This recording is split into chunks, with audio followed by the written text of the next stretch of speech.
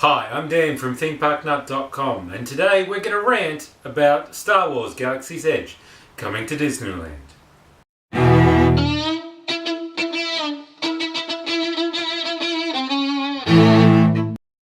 It seems the only way to get a following on YouTube is to hate something about Star Wars. I want to be very, very clear. I love Star Wars. If you were just here to look at a video hating on Star Wars, this isn't the video you're looking for. All that being said, I have some serious reservations about Star Wars Galaxy's Edge becoming a land inside Disneyland. So here are 4 rants about Star Wars Galaxy's Edge coming to Disneyland. Rant number 1, the fact that it's opening before Hollywood Studios.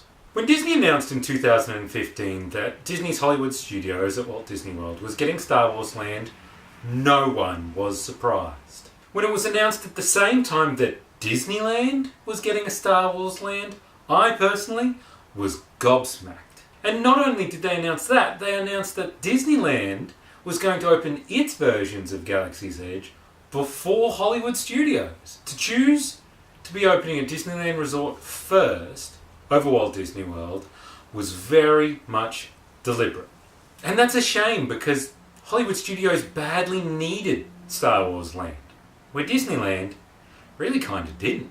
Rant number 2, the location within the park. Disneyland compared to its sister parks around the world is small. And not only that, it's packed to the brim with attractions.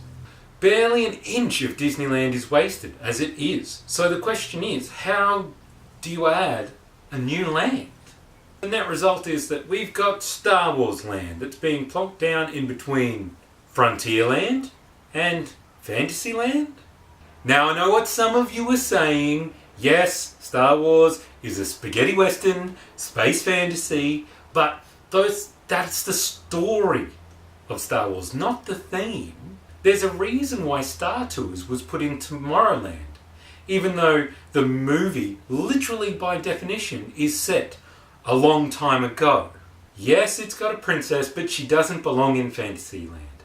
And yes, there is a cowboy, but he doesn't belong in Frontierland. Rant number 3 being a single IP land. There is definitely a place for single IP lands in theme parks. 100% no question. And Star Wars as an IP can carry its own land, without a doubt as well.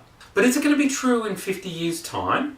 When I first went to Disneyland, it was in 1996. So to give you some context, the prequels were still 3 years away and Star Tours had been around for about 10 years. Even then, Star Tours as a ride felt incredibly dated.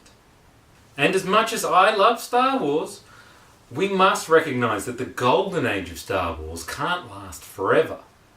For me, the fundamental question is, should Disneyland cut out a slice of its ever so valuable real estate just to dedicate to one IP? Rant number 4. This is Walt's park. Walt Disney famously said that Disneyland will never be completed. And we fans of theme parks understand that this means that change at Disneyland and the other Disney parks is inevitable. But Disneyland is sacred. This is the only park that Walt had a hand in designing. And Walt's fundamental organisation of Disneyland is still in place. There are still the core lands, Fantasyland, Tomorrowland, Adventureland, Frontierland. When single IP lands have been added into Disneyland, let's say something like Toontown, for example, they have dated really, really badly. And that's because everything else in the Disneyland park have been created with these generic and timeless themes that can have an array of attractions underneath them without changing their fundamental theme. As fun and wacky as it is, Toontown doesn't fit. And as much as I love it, neither does Star Wars Land. And that's it for my rant about Star Wars Galaxy's Edge coming to Disneyland Resort. Now, I'm not done with Star Wars Galaxy's Edge yet, so look out for a future video. If you want to check me out on Twitter, we are at ThemeParkNut and our blog is ThemeParkNut.com. Don't forget to subscribe, and until next time, cheers.